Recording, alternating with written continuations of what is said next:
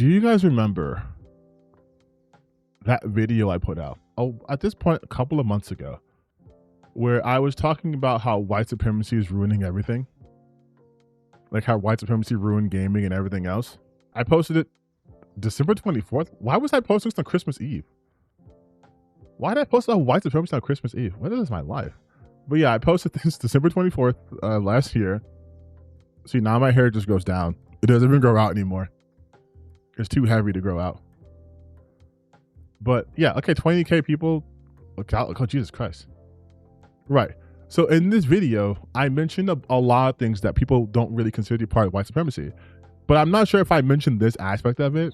We can go away now. I can just go in my big face.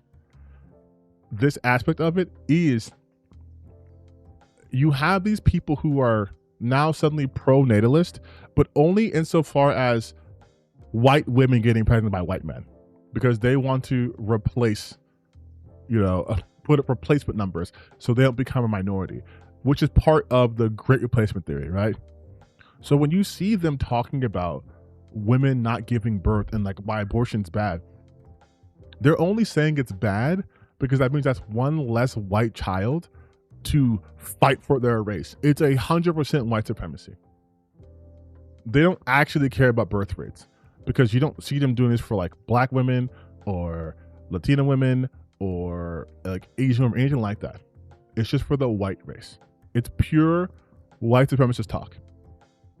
A lot of what happens in this space is a byproduct or a direct cause from white supremacy. It is intentional. You will see them argue about people who are putting out messages, right? Like, oh, this is woke, it's this, it's this, and that. All of that is because they have a fear. And that fear is them being the minority. Because if they are the minority, I said minority first, but I'm saying it minority. If they are the minority, they know what that means. Like, they like to pretend that everyone has equal rights. You guys are just complaining. You guys want more rights, actually. But then you realize that, right? When they say shit like black people get DEI rights and they get to get jobs just for being a minority, well, then wouldn't you want to become the minority class in this country? If what you're saying is minorities get special treatment, and that means we can show up to a job and we're getting the job because of DEI and stuff, why wouldn't you then just be like, you know what? Why don't we be a minority of this country? It seems to be great. They get to get free money. Somalians get free housing. Black people get to just live off the government forever. You have Mexicans get to speak their own language and have their own parts of town. And that sounds great. Why don't we do that? It's because they know. They know because they've been the dominating class, are part of the dominating class for forever. They know that any minority in this country gets treated 1,000 times worse than they do. And they don't want to deal with that. So anytime you hear them talk, just know that they have implicitly told you that, yes, I am aware that your group faces social injustices. And by extension, I benefit from said social injustice. I have protections and freedoms that will never be questioned due to my skin color. You will never have a referendum about what has the white community done for us lately. You'll never see straight white guys being oppressed by the government for the sake of being straight and white, right? You'll never see that. You'll never have these social situations in which, oh man, I was walking across the street as a white guy. These black people ran away from me because you would never see that. There's no such thing as a phantom white assailant. There's none of that shit, right? Doubly so if their like their sexuality is a minority, like they're like queer, or if they're like a trans person, right? But they know the treatment those groups get because they are part of the group that does that to them. They are part of the oppressive group, which is why they take anything as a loss of their power. Anything. If they see more black people in comic books, they take that as they're sending an agenda. If there are more women in comic books, they take that as they're trying to get rid of straight, white, powerful men. And I'm specifically talking about comic books now because they're doing this to Supergirl. They are doing this to Supergirl. They have already put out a campaign against her that Millie Alcock is this ugly, man-hating woman because she said that men were attacking her for her looks. Because they were and still are. But because she's not docile, she's not a white woman who knows her place, she is now the new Brie Larson. That's why you have even, and the thing is too, this is why I would say white supremacy, not like white men supremacy, because this is even being done by women. Sydney Watson, right? Sydney Watson had the video out about Supergirl, about specifically 2 videos about her. Look at this shit. I made Supergirl fans mad. I'm so tired of a man-hating actresses. Let's see what she says, actually. I don't know. I think that what makes this film so beautiful is that it's not centered around a man. It's not centered around love at all. I played a few characters that might have a potential queer through line. I have many queer friends. These people really can't help themselves when it comes to being insufferable. That makes her insufferable, by the way. Just stating that the cool thing about this movie is that it's not centered around a man or love at all, or at least romantic love. Isn't that the shit you guys, I don't see, that's the thing too. This is the shit that I don't understand. They will talk about how these chick movies, these girl movies, are all like lovey-dovey and rom-com, and that's why women shouldn't be in action films and whatever. And then when the star says, yeah, there's none of that shit in this movie, it goes, whoa. Oh, so she hates men. Oh, so she hates men in a movie that has Lobo in it. Oh, but she hates men because this one movie isn't centered around that. The Spider-Man films aren't like centered around his relationship with MJ. He obviously is in a relationship with her, but not centered around it. Do these movies hate women now? That's insane. The Batman, the one with Robert Pattinson, that was not centered around his love of Catwoman. That was Bruce Wayne going against the Riddler. No one said that movie was anti-woman, but because her movie, her film, is centered around not a man and not relationships, it's an attack on men. Oh, she's played characters who are queer. That means she's insufferable. And she was obviously asked a question that warranted that response and wasn't something she just came up with her own. Am I gonna watch a goddamn Sydney Watson video? I have a potential queer through line. I have many queer friends. These people really can't help themselves when it comes to being insufferable. Hi, my name is Sydney. Welcome back to hell. You know, I really feel like it's been a minute since we've had an actor or actress burst onto the scene who's been as insufferable and annoying. Let me guess. Rachel Zegler. As Rachel Zegler.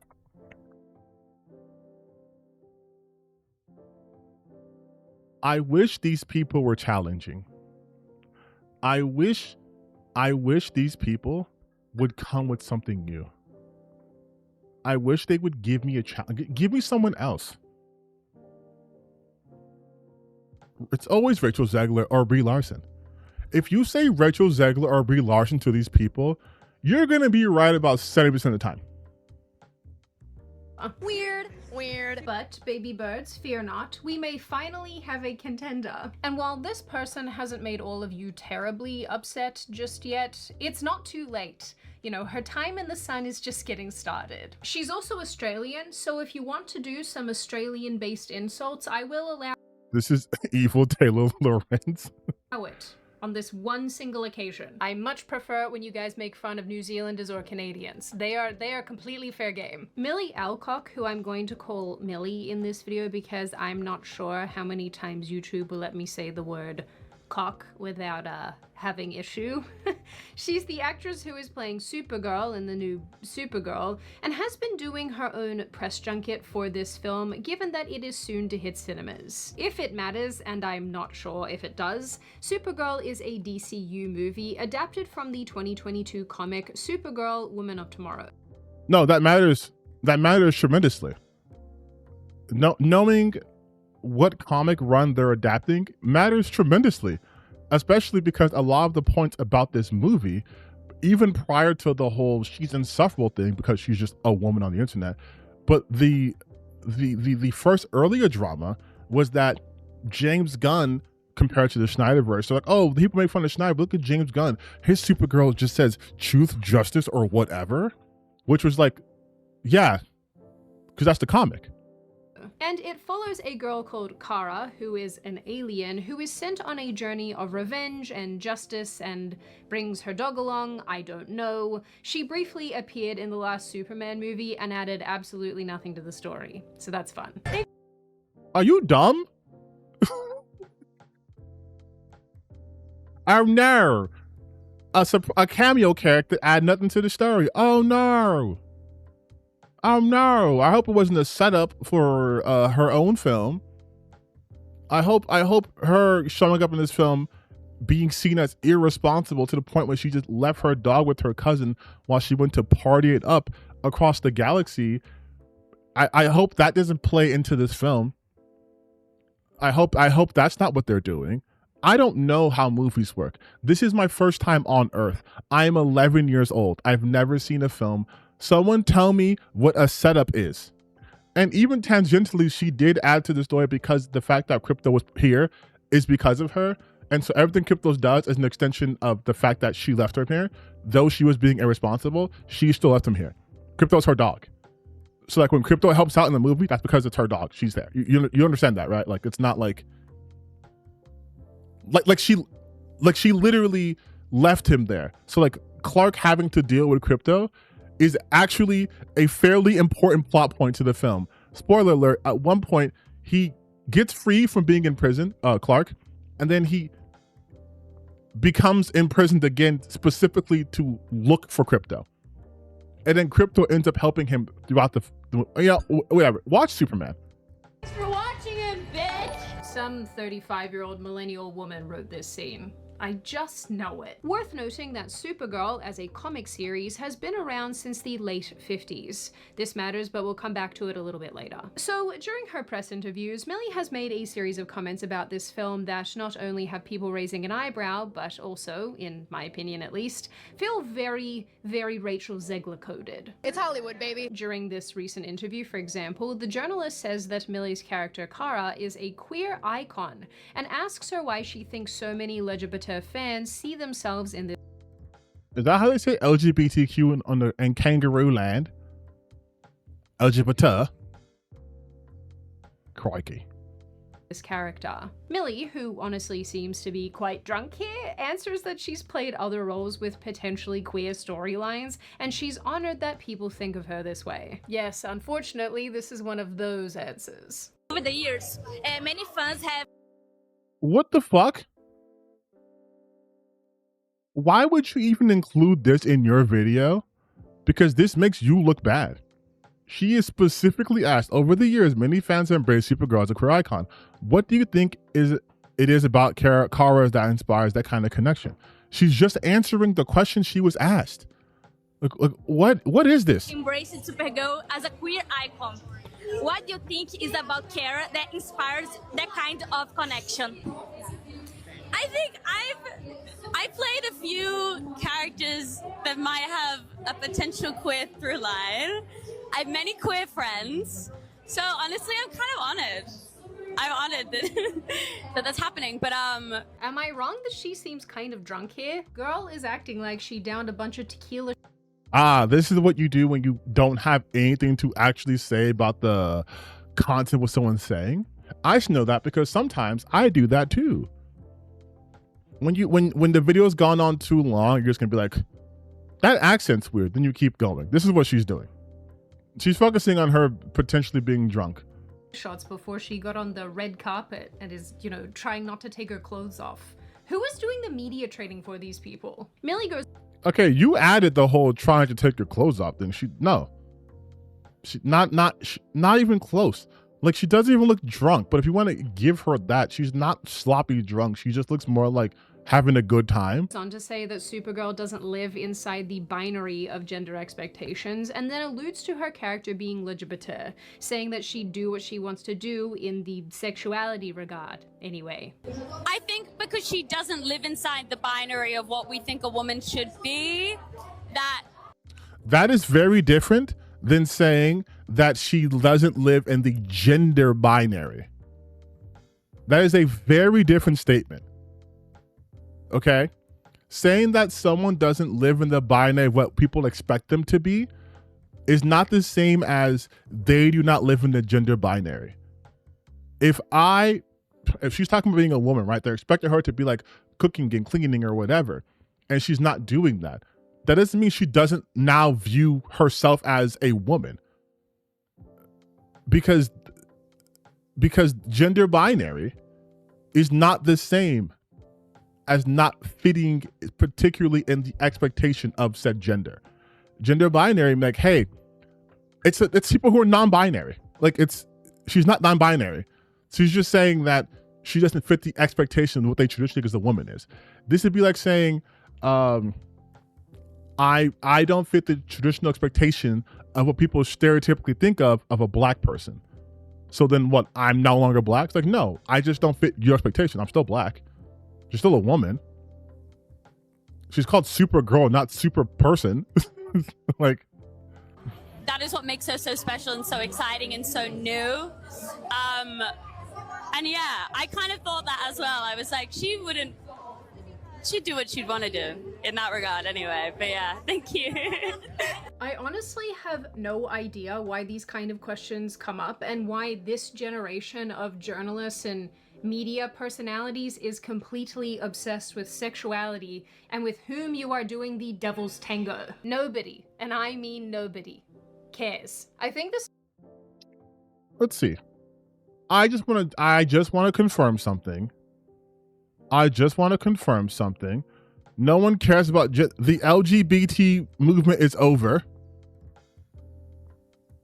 Feels like you care about who people are doing the devil's tango with.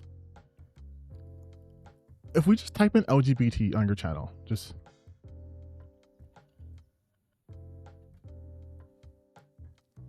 bulk fatigue, the particular class of the trans music, new conversion therapy, when your husband's such a, yeah, I think in fact, Sydney, you might be one of the people who cares about the devil's tango.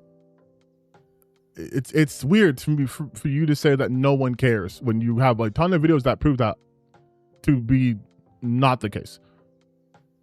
This is one of those talking points that doesn't actually exist in reality, but is being recycled by outlets over and over again, because when I was researching for this video, I didn't really find anybody else talking about this, but I found a bunch of outlets had basically almost verbatim written the same. What does that mean? You were doing research, you didn't find anyone talking about it, but you found outlets talking about it. So then isn't that people talking about it? For her to say that no one's talking about that thing, are you like going on Twitter and saying like, yeah, the people I follow on Twitter weren't talking about it? Because like what is the methodology? Like, did you just do this? Did you just go on like, did you go, my Lord Gaben, did you go here and go like Supergirl like queer and like see like what popped up with that? In DC Bombshell alternative comic book runs, Kara's explicitly written as a lesbian. Supergirl series was super into queer baiting. Her and Lana, Arlena Luther, like queer icon, medical system binary, but like obviously Lana right now is gonna be her response to that. But I'm curious as to what was the actual structure, because I just showed you that even DC has in some universes made her gay. Super gay, a queer nod of CW Supergirl. This is someone's fucking paper.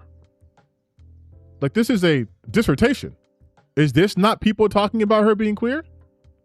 Like, that's what I don't understand. Supergirl, lesbian fandom and queer baiting. Like, these are actual published papers. So what is the methodology that you use to be like, no one was talking about it, but outlets were talking about it? I went to 2 pages of Google and I've already found 2 actual published papers talking about Supergirl being queer. This is from fucking 2015. 7 reasons why queer men should check out Supergirl. Supergirl being super, 2016, Queer Comic Database. 3 years ago, some people who are not outlets asking, why did the writers of Supergirl want Kara to be with the man instead of Lena? What is so queer about Supergirl anyways? Like, there's shit from 2015, 2018. So I have to question the veracity of your research. How Supergirl mirrors my own coming out, a Vice article from 2017.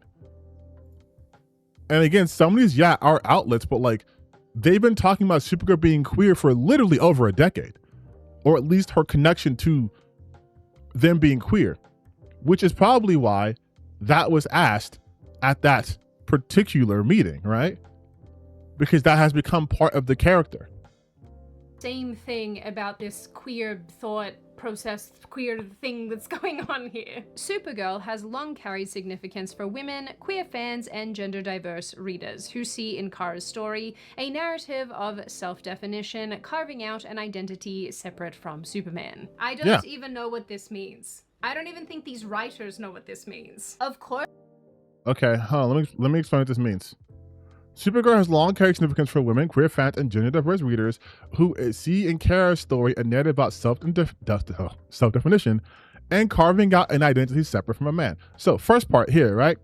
They are reading Supergirl or watching Supergirl, or they are engaging with Supergirl, and through Supergirl, they are seeing themselves. They are seeing someone who is struggling to define themselves by their own definition, meaning not listening to what society wants from you or telling you who you are, but you defining for yourself who you are. And this part about carving identity separate from Superman, that has to do a lot with women being attached to men. We see this all the time. When a famous celebrity dates a woman, that woman now gets known as someone's ex-girlfriend. Gisele Bündchen is Tom Brady's ex, right? Kim Kardashian is Kanye West's ex. These women are now being reduced to simply being related to these men. And in Supergirl's case, she has to separate herself from Superman because that is the expectation. Her being in Clark's shadow is part of why she wants to define herself on her own terms. People look at her. Actually, you could also see this in Connor Kent, the clone of Superman. You could also see this with Nightwing and Batman, how Batman and Robin, right, Dick Grayson, was the original Robin and wanted to find his identity outside of Batman. Those stories resonate with younger people because young people are navigating the world and trying to figure out who they are. Doubly so if they're queer. So when they see someone like Supergirl, who is a queer icon, right? Regardless if she's actually queer herself, they can relate more to that. So her struggles become more personal for them. That's what they mean. Story, a narrative of self-definition, carving out an identity separate from Superman. I don't even know what this means. I don't even think these writers know what this means. Of course her identity would be separate from Superman. She's a completely different character. Guess we're just having another adventure in saying the obvious today. Anyway. No, I just explained to this. Were you not listening? Her name is Supergirl. He is Superman. Her outfit is very similar to his. He was on Earth first. Everything she does is a reflection on Superman. Her comparison is Superman. It's like if you had a big brother or big sister, or in this case, if you had a big sister, I don't know Cindy's background. If you had a big sister who was also a YouTuber and then you became a YouTuber, people are going to automatically compare you to your sister. If you guys are basketball fans here, LeBron James has a son named LeBron James Jr., aka Bronny James. Bronny James is also in the NBA, also on the Lakers. LeBron James is on the Lakers. The second Bronny stepped foot into the NBA, he was immediately compared to his dad. Because, to be fair, his name was LeBron James Jr., but outside of that, they know that's his son. There's an expectation placed on him because of all the shit his dad did. All-time leading scorer, went to the finals like 100 years in a row, one of the best to ever touch a basketball. And I'll fight you on that, my GOAT. But one of the best to ever do it. He's going to get compared to that. Jordan's kids, if they were to ever have made it to NBA, would have got compared to that. Like that's why. Anyway, the Rachel Zeglering on the red carpet has continued because Millie decided to double down on the LGBT sentiments. Because these actors and actresses are nothing if not predictable. There's actually a group of people who is also says the woman who I called was going to mention Rachel Zegler 10 seconds into this video. Incredibly predictable, and that would be data brokers who unfortunately... Oh, this is an ad read? His answer here made me think of Rachel Zegler's infamous interview where she said that this movie isn't centered around a man. Like obviously. It's called Supergirl. She finishes this statement.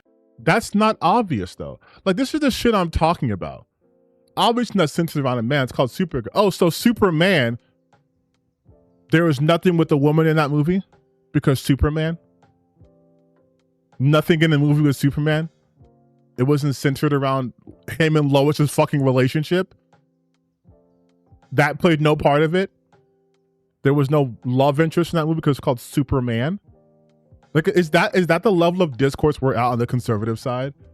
Well, of course this movie doesn't have a love interest as a woman. It's called He-Man. Like, Jesus fucking Christ. Off by saying that there is no love story in this film and that her character, Kara, probably goes both ways. She's referring to bisexuality here. Discussion online about Kara's queerness in the comics. Was that something that you explored when you were preparing?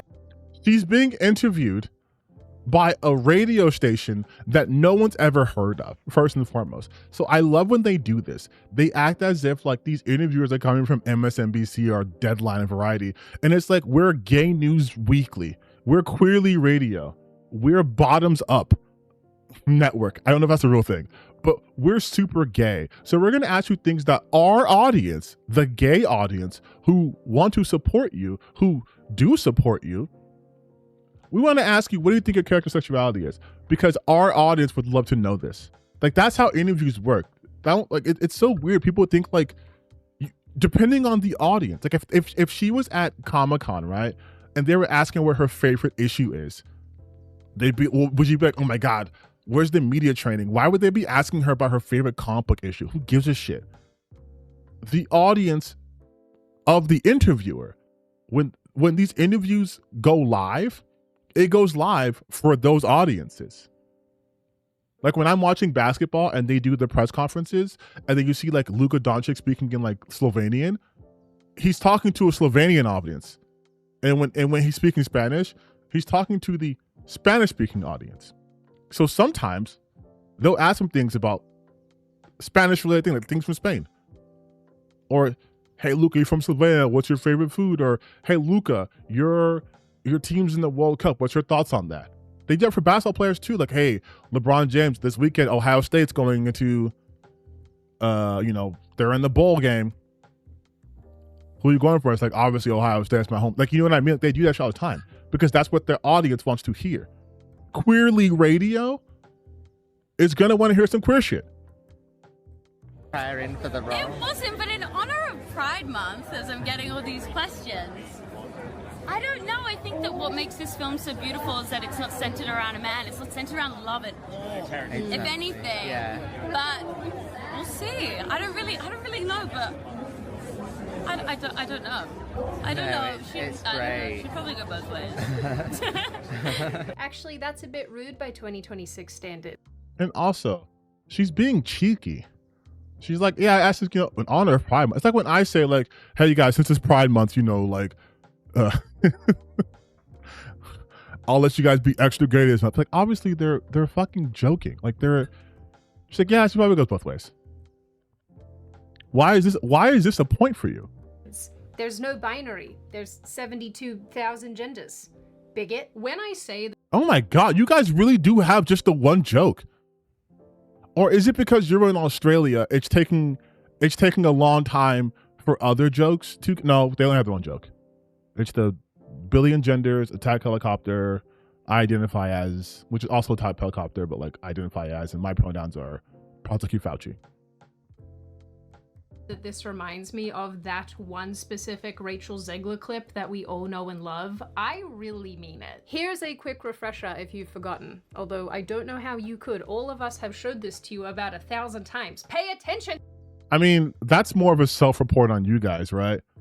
When she says all of us, she's talking about the grifter sphere and how they have all used the same exact clip of Rachel Zegler and then had the same comment.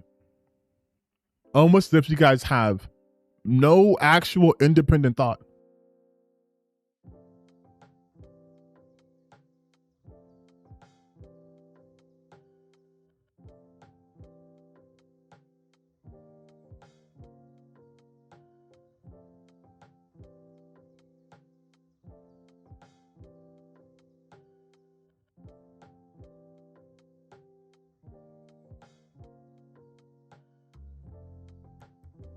Weird. Steven. The original cartoon came out in 1937, and very evidently so. There's a big focus on her love story with a guy who literally stalks her. Yeah. Weird. Super weird. So we didn't do that this time. So no Prince, or a different kind of Prince? We have a different approach to what I'm sure a lot of people will assume is a love story, just because like we cast a guy in the movie. Right. Andrew Burnap, great dude. Yeah. It's one of those things that I think everyone's going to have their assumptions about what it's actually going to be, but it's really not about the love story at all, which is really, really wonderful. And whether or not she finds love along the way is anybody's guess until 2024. All of Andrew's scenes could get cut. Who knows? It's Hollywood, baby. All Millie really had to say here was, God forbid a woman jokes. God forbid. And also, I'm sorry about that. I'm not sorry. Are you guys just fucking pussies? I know that seems very misogynist for me to say, but are you guys like wimps? Like, are you wussies? What is this? Oh no. Rachel Zegler said something on the red carpet. She must hate women. She is now my ultimate enemy. I thought you guys were stoic. I thought you guys were tough. You're the same motherfuckers who like you wouldn't survive the Call of Duty lobbies. You wouldn't survive Rachel Zegler on a fucking Disney red carpet. so they'd cut all Jason Momoa's scenes, and that's Hollywood, baby. And it would basically be the exact same interview. Insane. Insane, Sydney Watson. Insane for you to play the clip of Rachel Zegler hamming it up and saying, they can call it scenes, that's Hollywood, baby, and saying the only difference between that interview and Millie's is that Millie didn't say the same thing about Jason Momoa. When Millie was just asked, is her character like gay? And she's like, she can go both ways. How is this the same? How is this the same? Yeah. It's Hollywood, baby. But the really, really random, weird comments about Millie's character going both ways is sort of a throwback to criticism progressives had of the show Supergirl, which was on CW for honestly, like I think 10 years or so. People said that the show queer-baited a same-sex romance between Kara It fucking absolutely did. It absolutely did. and Lena Luthor. And this is due to a bunch of factors like romantic music in scenes, grand gestures between the two, romantic dialogue, the way the pair act around each other, and so on and so forth. And this made a lot of LGBT people mad because apparently this is a tactic used in Hollywood to make fans of a certain group watch, hoping for the emotional payoff that they want when two same-sex characters get together or something. Maybe this is the same thing, I don't know, but it does feel a little bit reminiscent, especially because the film isn't out yet and they're baiting the queers. Anyway, like so many They're not queer baiting though. Queer baiting. You just described, what's wrong with these people? You just described the context of queer baiting, right? Where you're like, yeah, they added these romantic scenes, or romantic music to these scenes, the way that they interact with each other. That is queer bait. First, I watched Supergirl. They did queer bait the fuck out of that show. The way she talks to Lena Luthor and actual Lena is not the same way she talks to like Jimmy. Even when she was with Connell, that shit was not, they didn't have good chemistry also at all. But like, That was queer baiting as fuck. Millie saying her character might go both ways is not queer baiting because she's not in control of it. Like that's, I remember in Supernatural, I think like, God, I want to say, was it Misha? One of them was like Misha, they were saying they played their character like they were in love with each other. And I'm like, yeah, the actor can do that. The actor can say, I play all my characters as if they're in love with their friends or whatever. But that doesn't mean like the show's queer baiting. Although Supernatural got pretty close to fucking being like, I understand people are mad about Supernatural in terms of queer baiting. Even though Dean was like pretty much a hetero guy, but he could also be pan, who cares? But like, this is not that. Many other films today, this one has also been plagued with quite a bit of criticism since the start of this year especially, and a lot of things that Millie Alcock has said have landed her in a little bit of hot water. Also, you can't criticize a film that has not come out. So to be like there's been criticism about this film since this year is proof that there has been made up controversy around this film since this year. You cannot criticize a film that doesn't exist. When she was originally announced in this role, there was some mild disappointment over her age and looks, I guess, not matching the classic Supergirl. Mild? Don't you fucking dare. Do not try to undersell the rampant misogynistic attacks that she was enduring strictly because of her looks. Do not say mild. And aesthetic. Supergirl from the original comics looks a lot older and more mature despite being around, I'm pretty sure, about 16 years old. But the real issues came about when Vanity Fair published an interview with Millie towards the end of March 2026. In this piece, Millie was asked that, after playing a role in House of the Dragon, if the Game of Thrones fandom prepared her for the inevitable backlash that she would face playing Supergirl. She said that it made her aware that simply existing as a woman in this space is something that people comment on. Quote, "We have become very comfortable having this weird ownership of women's bodies. I can't really stop them, I can only be myself." This is a 1,000% true. This is 1,000% true. I just had a video come out recently when people were going after a VTuber named Demi and saying that she was obese and fat and ugly and disgusting and chopped. Yes, she's not any of those things. I'm not going to show the picture again because I feel like that's kind of done to death. But that's just a person who's not even like a big celebrity. You see this all the time. All the time. Every female pop star goes through this. Every woman on the internet of any sort of renown goes through this. This is literally true. This stuff is such leftist flim-flam to me that I know objectively what the words mean, but I have absolutely no idea most of the time what these people are trying to convey because they do it so badly. Maybe she's talking about being objectified, but I kind of feel like she's basically saying that people claim ownership of her as a person and not just a character and expect her to act a certain way. That's literally what you're doing, by the way. You are, in fact, expecting her to act a certain way, which is why you're making the biggest deal out of her saying what? Her character, Kara could go both ways because she's like, doesn't really give a shit about that. Like, you're doing this. Which, all right. But on that front, I mostly think that people want actors and actresses just not to suck. So Okay, I have to do this because Sydney Walston's full of shit. Sydney Walston is full of shit. I have literally been inundated with people AIing pictures of Supergirl, pictures of Millie Alcock. Literally. I'm not exaggerating. I typed in Supergirl on Twitter. What is the first thing you see?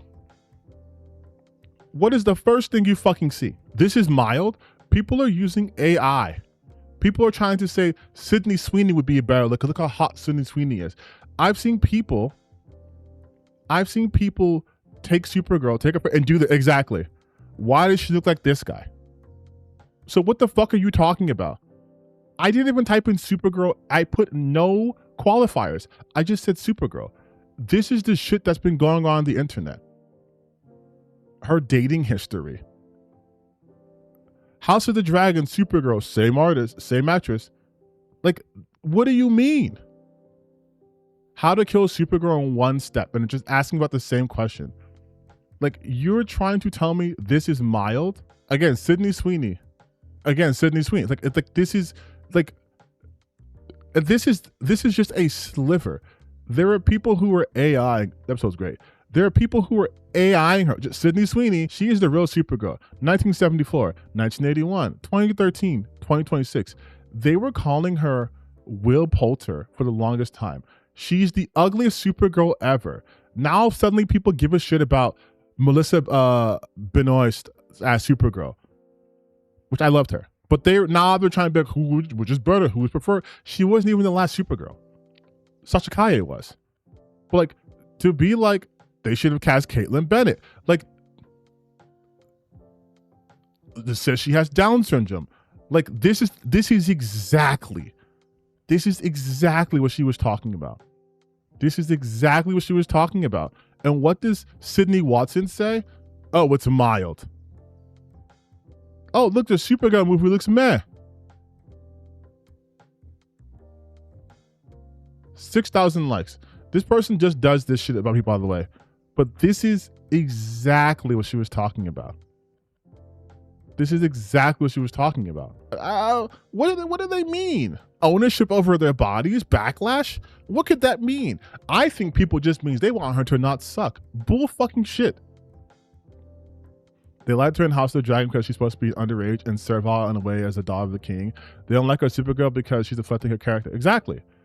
It's always this shit. They always like to pretend they don't understand what's happening so they can go, oh, you leftists are weird. Like, I'm sorry, she sounds like an idiot, right? You couldn't parse this sentence. Knowing how society is, knowing the internet, and if you're being truthful here, Sydney, you would be like, yeah, I know what she means, because you have definitely seen this shit. You talk about this shit in video games. You have a video about fucking God of War Laufey. Nobody wants this. You are in fact doing in this video exactly what Millie's talking about happens to women existing on the internet. Because you don't think this version of Deborah Ann Wool is hot enough, they made her ugly. Watch. They like wokeified. I guarantee you. They're destroying the things we love again. The actual game is called God of War Laufey. I'm not sure how the God of War people want this pronounced, but that's not how they say it in Iceland. I looked it up. So yeah, just pretend I can speak another language for a moment. At least the memes have been hilarious. Oh, look, Dr. Clown PhD. So she's definitely seen the one about Millie. Let's just talk about how she's gonna talk about the looks, right? Are off delivering her ashes. She's battling monsters in this other world and playing with a weird cube. I don't know. It's probably worth mentioning too that not only are people upset about a game without Kratos, but they don't really understand why God of Wife looks sort of haggard and tired. She looks worse, by the way, in Ragnarok in this picture than in this picture, which is what's insane to me. This is not inspiring. It makes me hope she gets some sleep. Predictably, people are saying that Faye looks realistic and this is great, but I'm not sure who asked for that outside of the 400 activists who worked on this game. Exactly my point. Thank you, Sydney Sweeney. Thank you, Sydney Watson, for proving you are a grifting piece of shit. Because why are you acting confused by existing as a woman in that space is something that people comment on. We have become very comfortable having this weird ownership over women's bodies when you are literally doing this right here. You are literally doing it right here in this video. A video you posted 7 days ago. 7 days ago, when you forget, what does she mean? God, people are they're so disingenuous. woman, they got mad because you're hitting out at potential. I'm on the fandom when they hadn't even said anything yet about Supergirl. About a month later, during an interview with Variety, she commented on this again, saying, I didn't even say men, I said people, and they got so angry. I was like, you're proving my point, you're proving my point. Again, people didn't get mad because you're a woman, they got mad because you're hitting out at potential fans and existing fans who haven't. This is one of the most bullshit fucking copes, and I'm starting to get hot. This is one of the most bullshit fucking copes you will ever see. And also, how dumb are you to put this in your video? This makes your point so weak because she didn't, in fact, say men. She said people. And you're saying, oh, but you're attacking your potential audience. Who is she attacking, Sydney?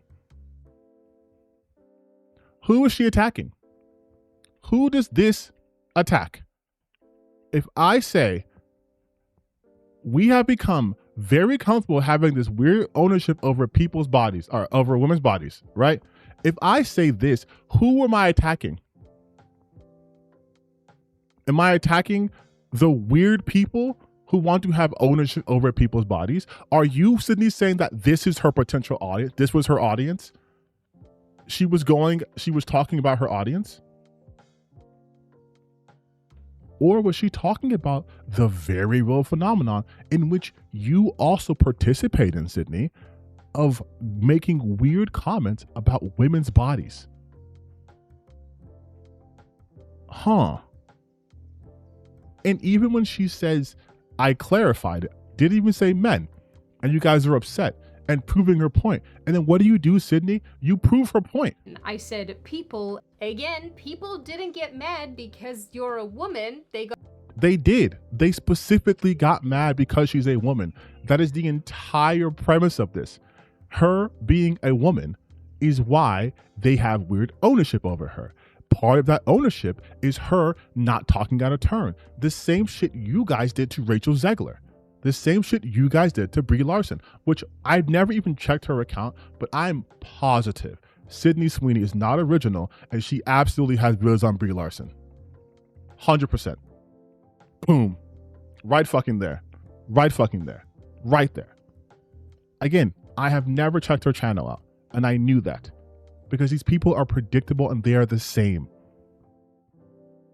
Got mad because you're hitting out at potential fans and existing fans who haven't done anything yet. Then she's not talking about them. Like, what's the expression? Hit dogs holler. If I was talking about like the Wolverine game coming out, which I did talk about, and I was like, yeah, there's a bunch of babies talking about like the options, right? And you're like, oh, I'm attacking Wolverine fans? No, I said these are babies. Are you a baby? Are you one of the babies complaining about it? Then maybe I am. But that's not every Wolverine fan. I don't think this is the win that you think it is. You said something kind of antagonistic. People were antagonized, and now you're saying, ha! My point is proved. What is your point? That you're annoying? Her comments in this live. I'm refraining so much right now because I don't want someone to be like, look at this guy being misogynistic to Sydney Watson. But you have to be either intentionally grifting, which I believe you are, or just dumb. Like, you gotta be just dumb, right? Because what did she say that was so antagonistic? People are going to judge her because they have a weird ownership of women's bodies. We have proven this point literally 1,000 times fold since she has said that. We prove this every single day as on the internet. We prove this all the fucking time. Last piece definitely stirred up further drama when it shifted into describing superhero fandom as a place for backlash organized by trolls and incels. Millie said that when people turn to online forums to find guidance, it creates an unhealthy relationship with a person who will eventually and inevitably disappoint their fans. She adds that this is how it's always been for women, and a lot of criticism is coming from profiles with no photo who are burner accounts, or from someone's name and then data for Christian, which is hilarious to her. Quote, but I mean, whose opinions do you really care? Again, she's like 100% correct. She's 100% correct. To the point where we have memes that are like, you will see the most racist person in the world or the worst person in the world, and they check their bio and it says Christ is king, father of four. Like, Sydney is trying to intentionally rewrite reality in which nothing that Millie says exists, that sexism online doesn't exist, that sexism is not a thing, that this is all a meritocracy, that everyone online just speaks truth and they're just fans and there's no toxicity anywhere.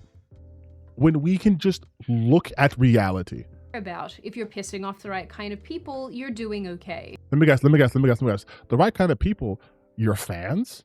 You're okay with pissing off potential fans? Color me crazy, but I'm not super sure that fans are in fact the right people to piss off. Oh, come on. Make this difficult for me. Make it hard for me, Sydney. I almost got that verbatim. I'm telling you. I wish this was challenging. I wish breaking down their stuff was challenging. I truly wish it was, but it's not. But that could just be me. Some people took this to mean that she was mocking Christians, but really she's just generally mocking fans and critics alike. And what Millie will soon realize, and will probably have to learn the hard way, is that going after fans in general is just never a good idea. This is, by the way, this is Grifter Talking Point 101. They will always flip everything into you're attacking the fans. This is not what the fans want. Fans don't like this. You saw it with God of War Lawfare. You'll see it with any game that has a female lead, especially if there was previously a male lead. You'll see it with games that have queer characters. You'll see it with games that have black characters or minorities. You will see it every single time. You will see it regardless. They will always try to make it seem as if, well, this is not what the fans want. And I have always said this, and I will stand 1,000 toes down on this. I'm a fucking millipede. Fans do not know what they want. They don't. They do not know what they want. They get something, and then they decide if they like it or not. That's how it's always been. That's how it will always be. Random, but still DCU, or DC at least. Fans didn't ask for Scott Snyder to write on Batman during the New 52. They didn't ask for Core of the Owls. Fans didn't ask for Absolute Batman or the Absolute Universe. They weren't like, we want a 7-foot-tall Bruce Wayne who's an engineer. We want a Wonder Woman who grew up in hell. They never asked for that shit, and they got it, and they loved it. They loved it. About a month ago, even YouTuber Grace Randolph, who has said some of the dumbest things alive, said that if she was Millie's publicist, she would tell her to stop talking for the love of God. So you're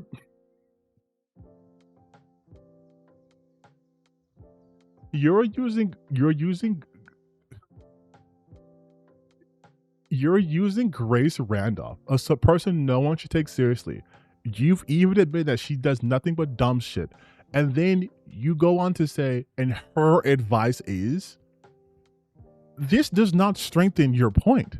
This does not strengthen your point. Why would you preface this by saying, yeah, this person's always fucking wrong and they're dumb and they're stupid.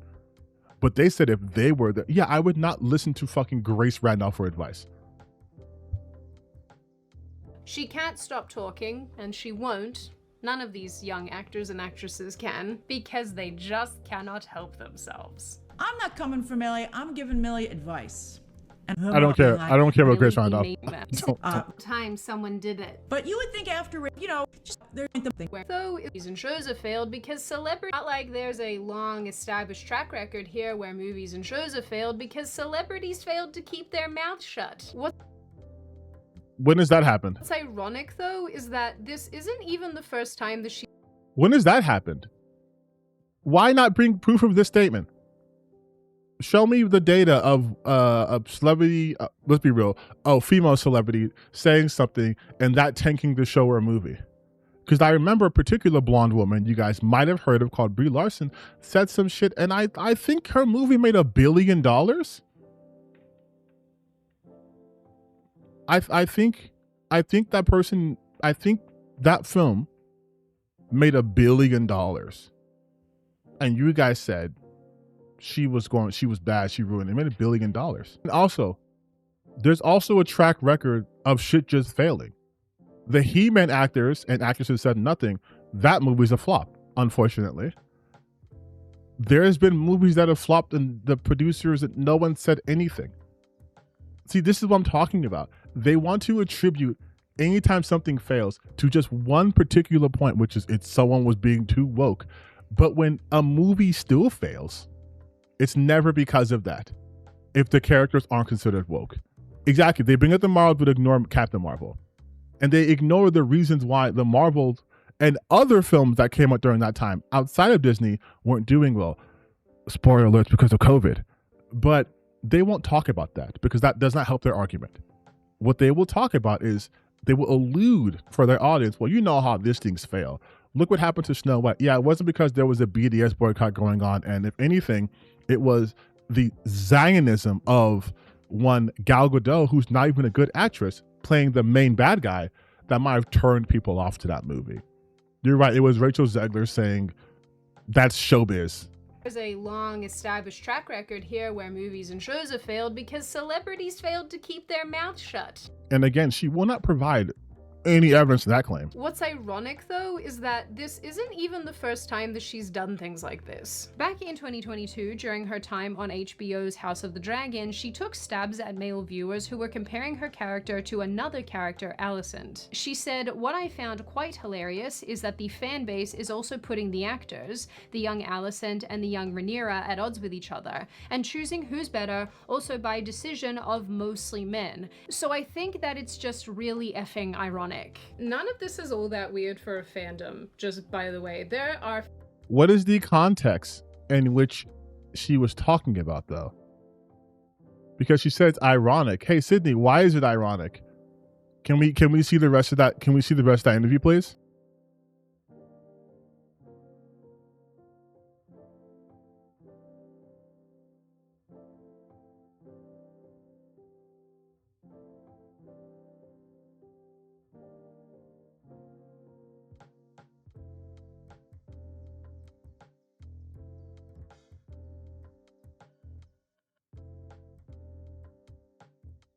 fandoms out there that get so much more toxic. Ask me how I know. It's because I go on Reddit regularly and hang out with the neckbeards. Anyway, there's a... Yeah, I wouldn't know that. But also, her defense was there's fandoms that get more toxic. Okay. A part of me that feels like Millie Alcock, and honestly probably even the execs that she's been working with, are okay with the backlash and they don't really mind the chatter online because they've tried to paint this character of Kara as a person who kind of goes against the grain and starts trouble and is a generally difficult character. The character Supergirl often gets pigeonholed to being this milquetoast reflection of Superman. I think she challenges that throughout this film. You know what's amazing? James Gunn and I said the same exact thing. So James Gunn explained exactly that quote from earlier when she was talking about like how queer people have a relationship to Supergirl, like finding her identity. He just nailed it in like one sentence. For example, in an interview with Beyond Noise magazine sometime in March, I think, Millie said, "I hope that the goal with this film is to have a young, deeply flawed female role model for young girls." No, we're okay, thank you. There's enough of those floating around. Are you gonna let her finish? Because I guarantee what she was gonna say is there's a stereotype that little girls must be perfect and all these things. And I want to show them it's okay to be imperfect, but still work on yourself. Matter of fact, what was that magazine called? An interview with Beyond Noise magazine sometime in... Let's see. Let me see. I was right. This is who I am. This is what I do. I hope that the goal specifically with this film is to have a young, deeply flawed female role model for young girls. There's a stereotype, especially with women in these worlds of sci-fi and action. There's this element of perfectionism that's what makes them good. The beauty of Kara is that she's so bad, and that's what makes her good. I always think when you're writing female characters that they're received very differently. I actually think that in some ways. I made no consideration of the fact that she's a woman. I just wrote, and I thought she was as a character. There was no feeling of trying to make people like her. I didn't think about the likability factor. I didn't think any of us did. She makes sense. She never does anything wrong in the movie. She's kind of always makes the right choice, even if she does it in a roundabout way. The hope is that we can think, oh yeah, she's a woman, she's a person. I'm not writing her as if she were a man. I'm not trying to strip her for gender. So this is doubly interesting to me, because not only does this completely defeat Sydney's point saying that this character is gender binary, which I called, but also the fact that, yes, they are talking about the fact that historically women are written a very specific way, and that they are perfect in these ways, and that's what makes them good. And she's like, I'm not writing this as like I'm writing a male character. I'm writing as a person, right? I'm not stripping her for gender or anything like that. Also, if anything you guys have learned so far of me watching this video is that I'm really good at this shit. I'm actually really good at understanding behaviors and understanding character arcs and where characters are being led towards, because I have media literacy. And I'm not some fucking grifter who deceptively leaves context out. March, I think, Millie said, I hope that the goal with this film is to have a young, deeply flawed female role model for young girls. No, we're okay, thank you. There's enough of those floating around. Quote, the beauty of Kara is that at least she finished it. So bad, and that's what makes her good. What? In an interview with Entertainment Okay, she kind of finished it. She didn't even show the full thing. Okay, yeah, okay. Tonight in April 2026, she said something similar, saying that she hopes young girls see the film and walk away from it knowing it's okay to be bad, flawed, and messy. She also said that the tagline of the film is that Kara is a bad bitch with a heart of gold. There are going to be a lot of little girls I who know, see this. and that's really going to get me. That's going to be the thing that I'm like, it's going to like well me up, yeah. I feel such kinship with Kara, and I just really want this film to be seen by as many. And J-Rex, you're right. These are the same people, mind you, who hated Daisy Ridley's character as Rey because she was a Mary Sue. So when they show someone who's flawed, they don't like it. But you know what? Batman was flawed in The Batman, right? He thought his way was effective, that he had to be fearful, but he was scaring the people he was saving, and had to learn throughout the film to stop being vengeance and start being hope. Even Superman wasn't perfect in his movie. I mean, he's Superman, but like he was led under false pretenses of his true purpose and had like a little existential crisis. It's okay to show your heroes having flaws or moments of weaknesses, because the whole point is, even through their flaws, they are still heroes. I mean, fuck, Daredevil, Jesus Christ, man. That's all I gotta say, just Daredevil. Spider-Man's flawed. Spider-Man's messy. Half the movies, the reason why the plot happens is because of his either inaction or him making the wrong call initially, but he's still trying to work through it. The last film, No Way Home, he was going to murder someone until other Spider-Man stopped him. And then he finally took to heart Aunt May's lesson. But like, again, that's just superhero-ness. She's just not being written as this perfect, flawless person. Because that's fucking boring. And again, those sort of roles are generally led for women, which sucks. Because every time it happens to women, again, you get a Rey situation where everyone hates her because she's perfect.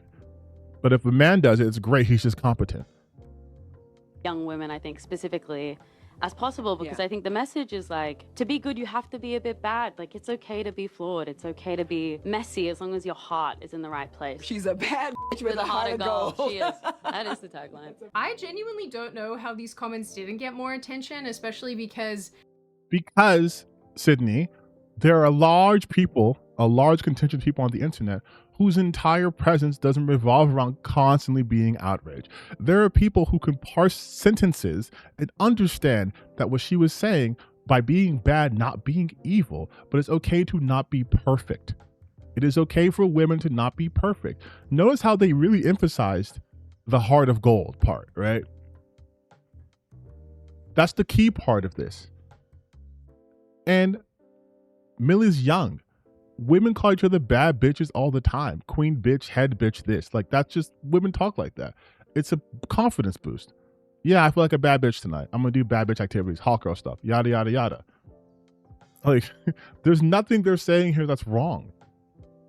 These are the sort of things, when a celebrity says something like this, people really like to glob onto them because it's objectively like, what are you even saying? But I think maybe because no one cares about Supergirl and there's no real interest in this movie, it sort of got washed over. I love that. I love that so much. I love that so much. There's no interest in this movie, and yet every goddamn grifter, her, nerd erotic, critical drinker, I think even like Smash AT, Hillsborough Babyface, all these people are talking about it.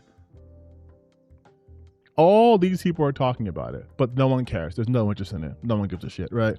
And no one's really paid attention to the borderline stupid things that this woman has been saying about her role. But I think this I also like how she says that borderline stupid when this entire video, every time she's played a line from Millie or a quote, her response was, I don't get it.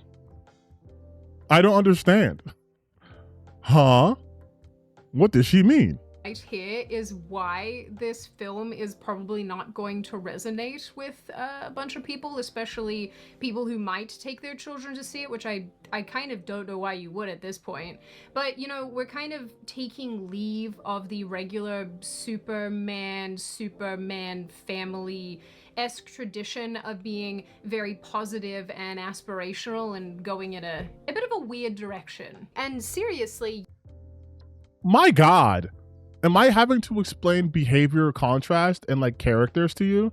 Supergirl, remember earlier when she was like, they're drawing from the Supergirl from 2022 in that storyline. I don't know if that's important. And I said, it's very important. This is why this is important.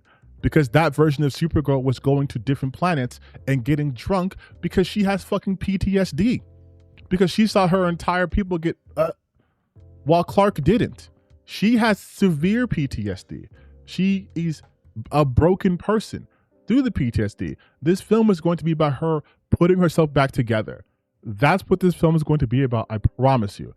But Superman, she's saying like, we're taking leave. You got that aspirational, pure 1960s Silver Age Superman in the Superman movie. That was his role.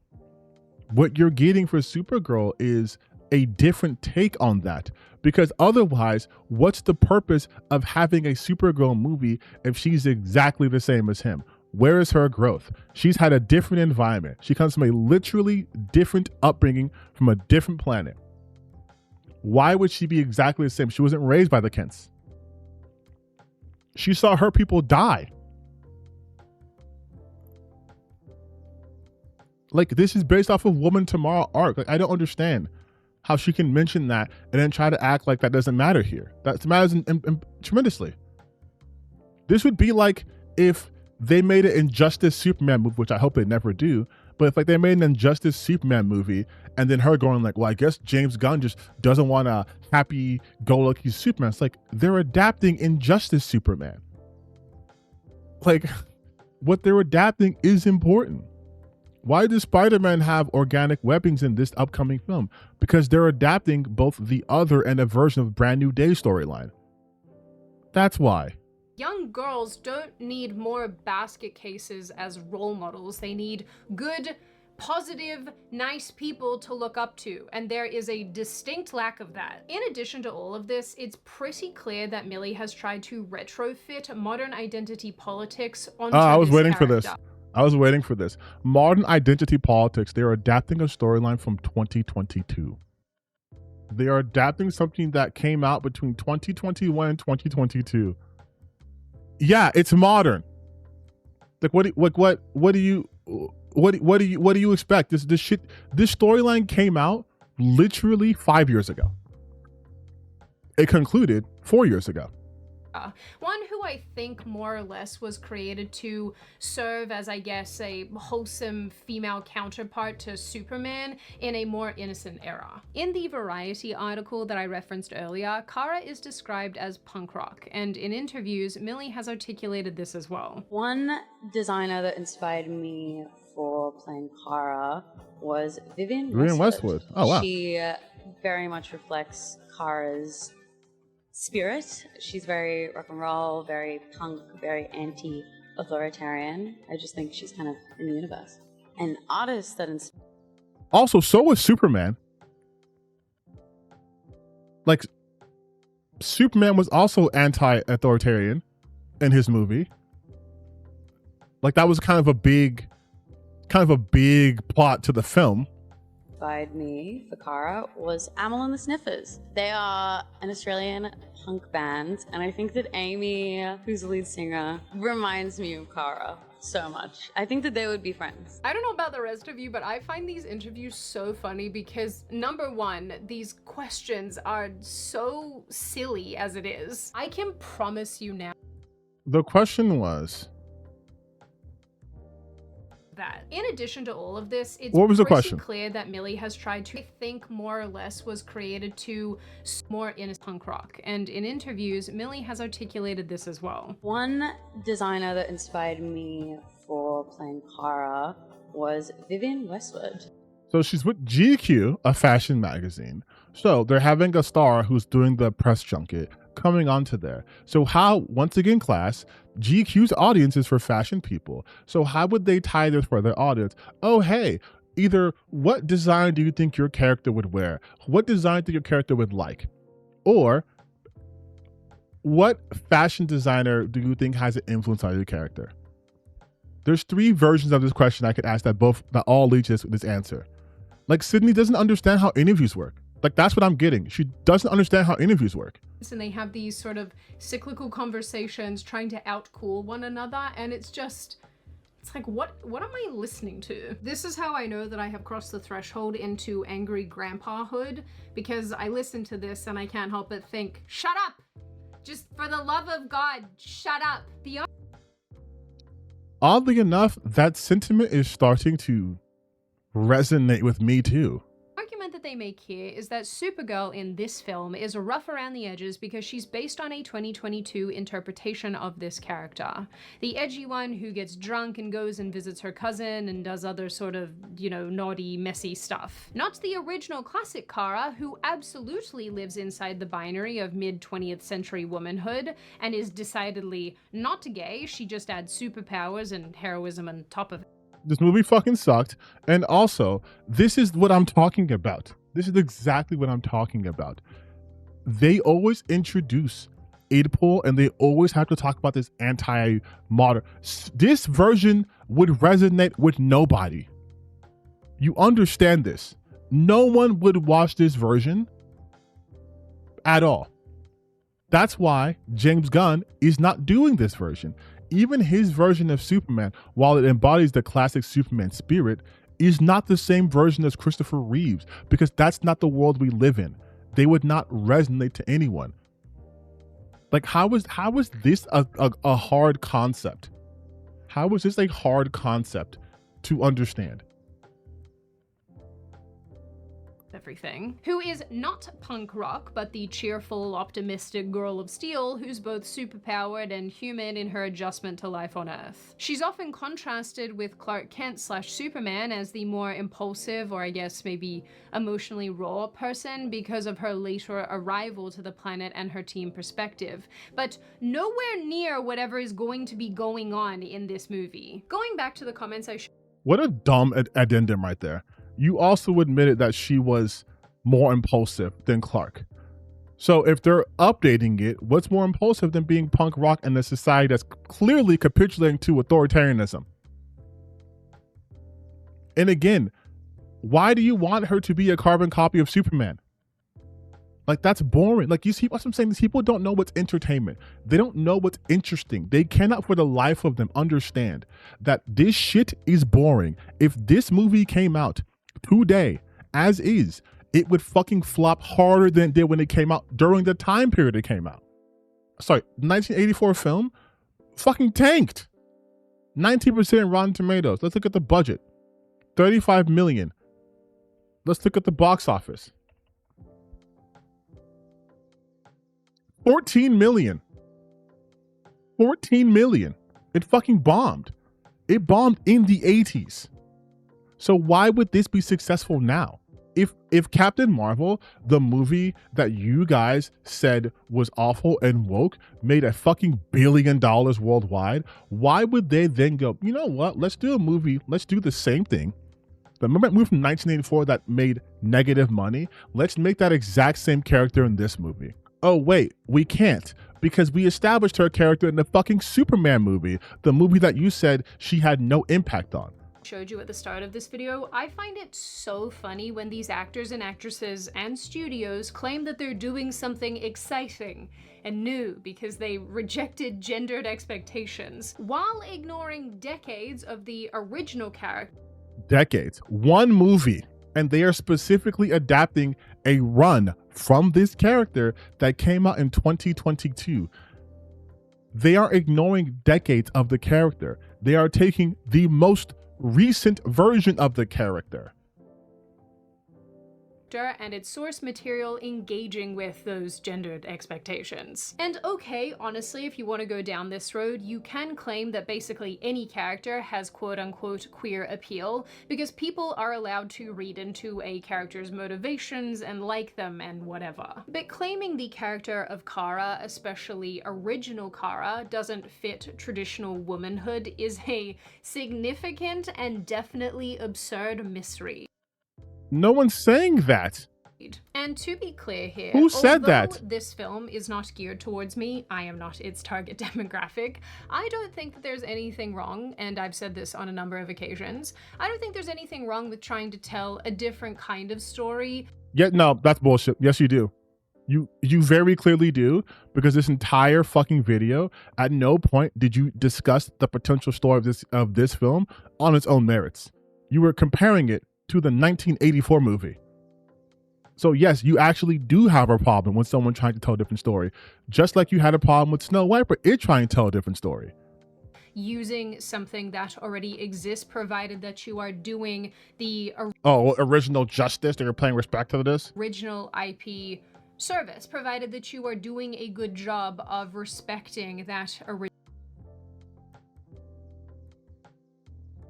Never doubt me, okay? Never doubt this. Don't doubt this. When it comes to this shit, don't doubt this.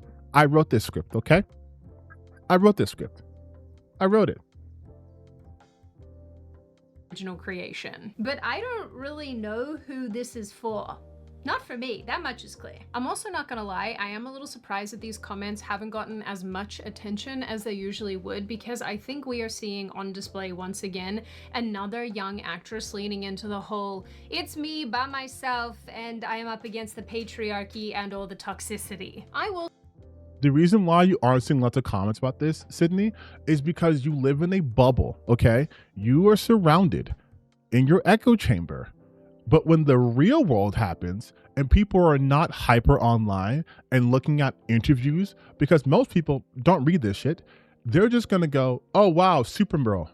Oh hey, you remember Tom Holland said that he wouldn't mind if his Spider-Man was gay or bisexual. Did that trigger you? Are you surprised that people are excited for Spider-Man Brand New Day now? Do you not understand that you are hyper online and this is not reality? Say that there are some fandoms that are not very nice, but I think by and large, with relation to fans of superhero movies and these kind of stories, they don't typically go after an actress or an actor unless they're doing and saying things that are... That is... Okay, so you're a LARPer. Got it. Video over. Video over. Thank you, Sydney, so much. Thank you so much. 100% a LARPer. Oh my God. Does not know anything about the environment they're talking about. At all. Superhero fans, are you kidding? There's some of the most toxic people out there. They'll go after you because they don't like your fucking costume. What are you talking about? Just look up the shit about the Green Lantern. People are like, why isn't the suit green? Why is he not wearing the suit? This is gonna be bad. No one said anything. It's not like Aaron Pierre said like, yeah, this is the black person's Latin for black. We said nothing. He said nothing. And they're still coming after that show because they don't like the colors. You have people in the superhero fandom who will look at a still and go, the color grading sucks. This movie's going to be terrible. They need to fire these people. People online are insane. Like the fact that she listen, Sydney Watson knows her audience is full of incels, and she's so terrified to say anything that might rub them the wrong way that she's going to say, I spend time on Reddit, I spend time on toxic fandoms, and then also say, to get, brownie points, and then also say, I mean, maybe some are toxic, but most of them don't do anything unless you start it. And then she says, unless you do something wrong. That can be anything. Like, that can be anything. Doing something wrong by saying what? People are going to attack me for my looks? Well, you see, now they're going to do it, and you deserve it. Like, and you know what the funniest shit is? The funniest shit to me right now is I saw her stuff on Twitter, and I said this. I said, God, her content is nothing but pick-me shit. I said this on June, I think like 21st, when I retweeted this. Yeah, June 21st. Without even watching the video, I said, God, her content is such pick-me bullshit. And you know what the comments were? Well, whatever, these guys are dumb. That girl isn't even pretty, honestly. A 4.3 out of 5. Ooh, who's proving Millie right? Did anyone here say that? Did I call Sydney ugly and therefore open the door for them to attack Millie? No. Their first response is she's ugly. Never an argument, only insults. You probably don't have fingers, or else they could easily mute her from away from your feed. To all the images attacking Sydney, I would like you to give me a good argument onto how the title is wrong. I mean, this inevitable video would be a pretty solid argument, I would think. Not even. Her content is good, but I get it. Most liberals just hate the truth. It's cool. It's cool. She's already taken, bro, so the pick doesn't apply. Yes, it does. Yes, it does. But then this is most people who are like, yeah, actually, her content does fucking suck. And someone said that she went to a fucking Unite the Right rally in Australia in 2018. So at the very least, she's been this person for almost a decade. And then the people who joined her watch was like, the event was organized by wannabe alt-right YouTuber Sydney Watson and far-right Zionist Hafi Yemeni, who at the recent far-right rally proclaimed that he was the proudest Jewish Nazi in the world. And while they tried to tell us that the march was simply for equality and open to all, the strong mobilization of the local far-right, from Blair Cottrell's Lad Society to the racist vigilante True Blue Crew and the misogynist Proud Boys, would suggest otherwise. This is the person Sydney Watson is. This is the content she puts out. This is the audience that she attracts. And it's very obvious because I was able to predict 90% of her video with never seeing her content. This is my first time actually sitting down and watching her video. That's how predictable these people are. That's how weak their arguments are.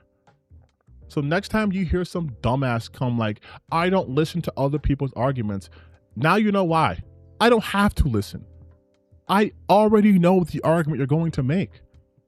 You have literally seen me fucking pre-watch this, calling out dialogue before it happens, calling out talking points before it happens, even to the point where I predicted the shit that she cut out. Like, they're not interesting people. They're so boring. They're so boring.